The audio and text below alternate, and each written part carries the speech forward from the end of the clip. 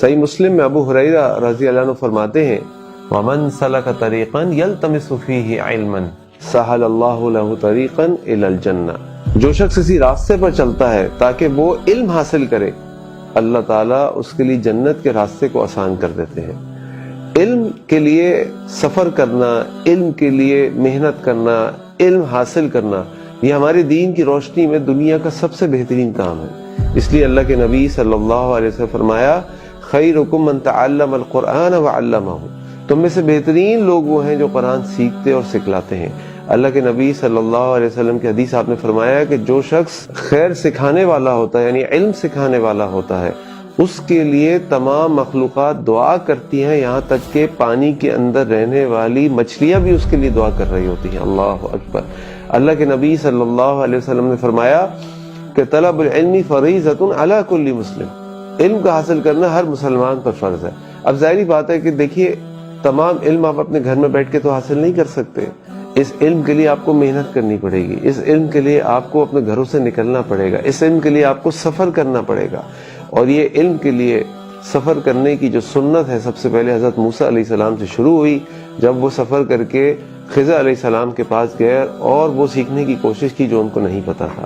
اس کا معنی یہ ہوا کہ جب انسان علم کے لیے نکلتا ہے تو اس کے اندر عاجزی بھی ہونا چاہیے، اس کے اندر سیکھنے کا جذبہ بھی ہونا چاہیے۔ اور یاد رکھیے یہی وہ علم ہے جو انسان کو اصل میں گمراہی سے، بدعات سے، شرک سے اور جہنم سے بچاتا ہے۔ اللہ رب العزت نے قرآن کریم کی جو سب سے پہلی وحی نازل فرمائی وہ علم کے بارے میں نازل فرمائی۔ اللہ تعالیٰ قرآن میں فرماتے ہیں اقرأ بسم ربک الذی خلق خلق الانسان من علق اقرأ وربک الاکرم الذی علم بالقلم علم الانسان ما لم یعلم۔ ان آیات کے اندر اللہ تعالیٰ نے اقرأ، علم سکھانا، قلم جس سے ہم سیکھتے ہیں، لکھتے ہیں اور پڑھاتے ہیں، پڑھتے ہیں، یہ تمام چیزوں کا اللہ تعالیٰ نے ذکر فرمایا۔ کیوں؟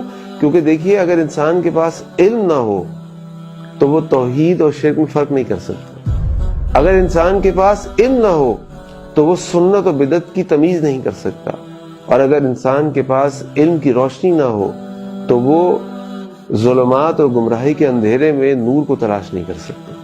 تو علم حاصل کرنا جنت کا راستہ ہے، اس لیے اللہ کے نبی نے فرمایا صلی اللہ علیہ وسلم جب تک تم علم حاصل کر رہے ہوتے ہو تم اللہ کے راستے میں ہوتے ہو، یہاں تک کہ تم پلٹ آؤ۔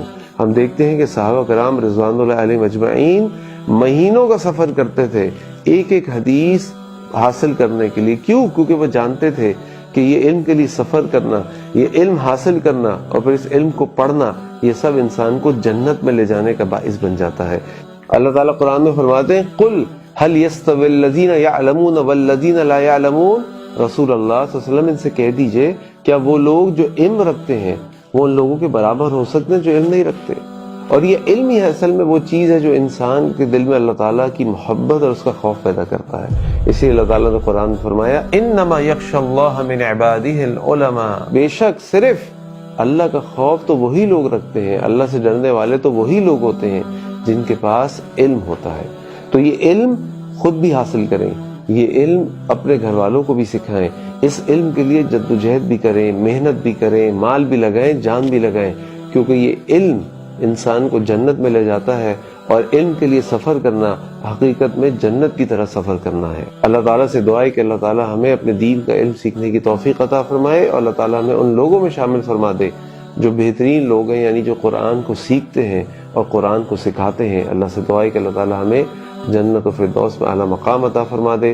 میرے بھائیوں، ذریعہ معاش یہ بہت ہی ضروری چیز ہے، زندگی گزارنے کے لیے بہت ہی ضروری چیز ہے، اس میں لگنا چاہیے اور محنت سے تجارت کرنی چاہیے۔ لیکن جیسا کہ آیت کریمہ ہم نے آپ کے سامنے پڑھی کہ رجال لا تلہیہم تجارہ ولا بیع عن ذکر اللہ واقام الصلاۃ وایتاء الزکاۃ، کہ اللہ کے چنندہ بندے ایسے ہوتے ہیں، کچھ بندے ایسے ہوتے ہیں کہ جن کو ان کی تجارت کبھی بھی اللہ کے اصولوں سے غافل نہیں کرتی ہے، اللہ کے ذکر سے غافل نہیں کرتی ہے۔ تجارت کرتے ہیں تو اللہ کا ذکر ان کے سامنے رہتا ہے۔ ذکر کا مطلب صرف یہی نہیں ہے کہ نماز پڑھ لیا کرو، زبان پر ذکر جاری رہے۔ ذکر کا مطلب فقہا نے یہ بھی بیان کیا ہے کہ تجارت کرتا ہے تو اللہ کے اصولوں کو یاد رکھتا ہے، اللہ کے اصولوں کو یاد رکھتا ہے، شریعت کے اصولوں کو یاد رکھتا ہے کہ کن اصولوں پر تجارت کی جائے گی۔